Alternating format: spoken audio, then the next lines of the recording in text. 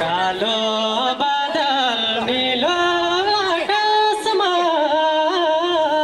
गयोमा चढेर जहाजमा फर्क्यो बाकसमा।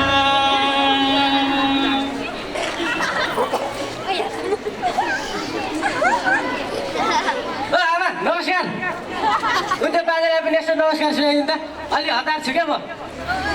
अब आजको यस भेडागाई यात्राको उपलक्ष्यमा यहाँ उपस्थित हुनुहुने आदरणीय महानुभावलाई मेरो नमस्कार। फेरि पनि नमस्कार नमस्कार फेरि पनि नमस्कार नमस्कार। अब हेर्नुहोस्, अब मलाई त गाउँतिर कलाकार भनेर चिन्छन्, मुख पनि त्यस्तै छ हेर्नुहोस् होइन। अब चाहिँ म त एक दुईवटालाई गीतलाई व्यङ्ग्य हान्ने मान्छे पनि परेँ हो नि त। अब हेर्नुहोस् हाम्रा गीतहरू कस्ता छन्। एउटा अन्दाज भन्ने फिल्मको छ, सिम्पल सिम्पल कान्छीको डिम्पल पर्ने गाला, त्यसको भिडियो कस्तो हुनुपर्ने थाहा छ? थाहा छैन? त्यही त थाहा छैन त नि, मैले भइसकेँ। कस्तो हुनुपर्ने त? सिम्पल सिम्पल कान्छीको डिम्पल पर्ने गाला, यस्तो खाले हुनु पर्थ्यो। रेखा थापाले कस्तो बनाउनु भयो थाहा छ? यस्तो बनाउनु भयो कि यस्तो बनाउनु भयो, सिम्पल सिम्पल कान्छीको डिम्पल पर्ने गाला।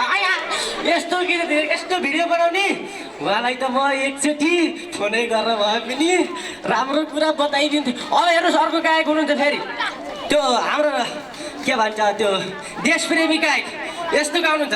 म मरे पनि मेरो देश बाँचिराखोस्, म मरे पनि मेरो देश बाँचिराखोस्। मैले त्यस्तो गीत गाउँथिनँ। अथवा चढिया मान्छेले कस्तो गर्छन्, म मरे पनि मेरो बुढी बाँचिराखोस्, जवाब चाहिँ हुन्छ, बुझिस्? यस्तो गाउनुहुन्थ्यो उहाँहरूले। अब फेरि अर्को गीत छ, अब त्यो thamail.com, अब म काठमाडौँ गएँ thamail.com भन्ने कथा चाहिँ के छ। अब thamail.com को गीत कस्तो छ, मेरो सुखले दिन ढल्दैन तिमी नभए, मेरो जिन्दगानी चल्दैन तिमी नभए। अब यता हेर्नुहोस् विद्यार्थीहरू कस्ता सम्म गिरेका छन् आजकल। अब के भन्नु त्यो विद्यार्थीहरूले जहाँ रोटी चुरोट आदि इत्यादि सबै खाएर हेर्नुहोस् मातेर के भएर के त्यो गीतलाई व्यङ्ग्य हान्छन्। मेरो सुखले दिन ढल्दैन रक्सी नभए, मेरो जिन्दगानी चल्दैन चुरोट नभए, मनमा चोट पर्दो रहेछ, फोक्सोमा क्यान्सर हुँदो रहेछ, बाँच्ने चाहना मर्दो रहेछ, तिमी नभए तिमी नभए। यस्तो राम्रो जानुहोस्। अब फेरि हामी लोकदोहोरीतर्फ जाउँ भनेर पनि कसरी भनौँ। हाम्रो शिव दाईले अघि नै उहाँ सुरज दाईले गाउनु शिव दाईको गीत फेसबुकले या अब हेर्नुहोस् एउटा गीत छ, के गीत छ त भन्दा यहाँ रहेछ त्यहाँ। अब के भयो त भन्दाखेरि त्यो के भन्दाखेरि कोठीको याद गालैको कोठी हेर दिनचोटि सुहायो चटकै गरेर गाउनुहुन्छ।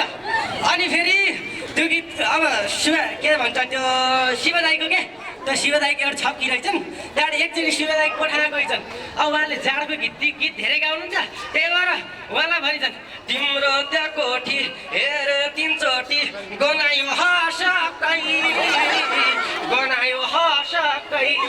हेर्नुहोस्। यस्तो भन्नुभएको थियो, यस्तो भन्नुभएको थियो शिव परिवार दाइ त त्यो परिवारैमा चाहिँ रहनु भएको छ।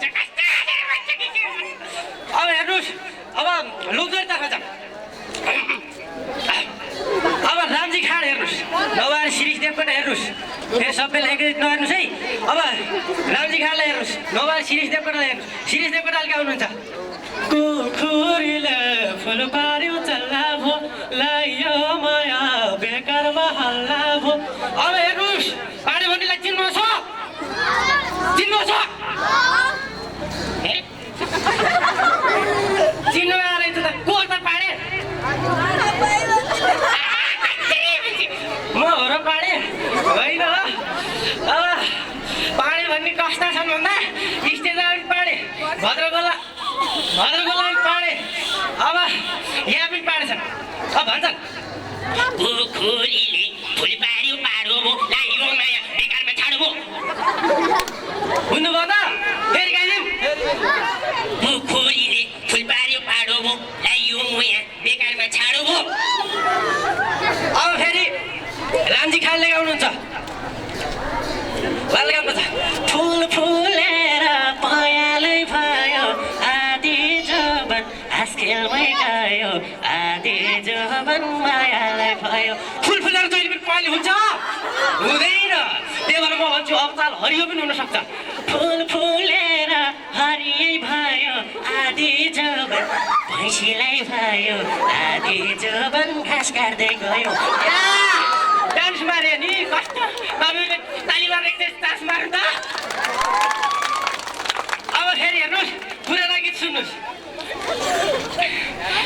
मायाको बारेमा प्रीतिको फुल सङ्गाली राखेको कुसुमे रुमाल कुसुमे रुमाल कुसुमे रुमाल अचल गीत सुन्नुहुन्छ ए सुन्नेले हेर्नुहोस् उहाँले गाउनुहुन्छ ए हो उहाँले गाउनुहुन्न उनीले गाउँछिन् उनले गाउँछिन् नाच्चिन् पनि कसरी हुने उठेको चोली छ है त्यही पनि लाइन्छ म तेरो बाली पनि झट्टन सारिन्छ त्यस्ता गीत गाउँछन् त्यही भएर म भन्न चाहन्छु कि यस्ता गीतलाई त यसरी फाल्नुपर्छ बुझ्नुभयो कसरी फाल्नुपर्छ यसरी फाल्नुपर्छ अब यस्ता गीत गाउनेलाई म एकचोटि नमस्कार गर्न चाहन्छु र सुधार्न भन्छु यति बेला थ्याङ्क यू लोवर चाहिँ नजाऊ है माइक्रोफोन चाहिँ भाइलाई थ्याङ्क यू सो मच ताली त आइसक्यो है उहाँको लागि धेरै धन्यवाद दिन चाहन्छु निकै राम्रो अभिनय गर्नुभएको छ पक्कै पनि डेफिनेटली हामी यो समाजमा यो पाउँछौँ अहिलेका गीतहरूमा हुन त फेरि गीत भन्ने बित्तिकै मेरा गीत पनि त्यस्तै हुनसक्छन् अब सबैले यसो नगरिदिनु होला अहिलेको यो ट्रेन्ड यस्तै बसेको छ आधुनिकतालाई अलिक प्राथमिकता दिने यो नाउँमा विकृति बढिरहेको छ विकृतिलाई विज्ञानले गइसक्नु भएको छ भाइ सुरज विकलाई धन्यवाद दिन चाहन्छु यो हामी नाटक देखाइरहँ तपाईँहरूमा यो नाटकलाई मैले भनिसकेको छु तपाईँहरू सबैको सहयोग रहेको छ सहयोग हामी तपाईँको सहयोगलाई भुल्ने छैनौँ सधैँभरि सम्झिरहनेछौँ र यो कथाको लेखन निर्देशन गर्नुभएको छ सरल गोतामीजी हुनुहुन्छ यो जीवभन्दा भित्र हुनुहुन्छ उहाँ परिचयको लागि मैले पछि म देखाउनेछु अहिले उहाँ आउन सक्नुहुन्न टिकट चाहिँ बसिरहनु भएको छ थ्याङ्क यू सो मच भन्न चाहन्छु र यति बेला भने तपाईँहरूमा फेरि पनि आफ्नो दमदार प्रस्तुति लिएर आउँदै हुनुहुन्छ सहारा कलाकेन्द्रका हाम्रा भाइ बहिनीहरू हुनुहुन्छ कि बहिनीहरू हुनुहुन्छ म चाहिँ देखिरहेको छैन उहाँहरूलाई आफ्नो प्रस्तुतिको लागि अनुरोध गर्न चाहन्छु सहारा कलाकेन्द्रका भाइ बहिनीहरूलाई अनुरोध गर्न चाहन्छु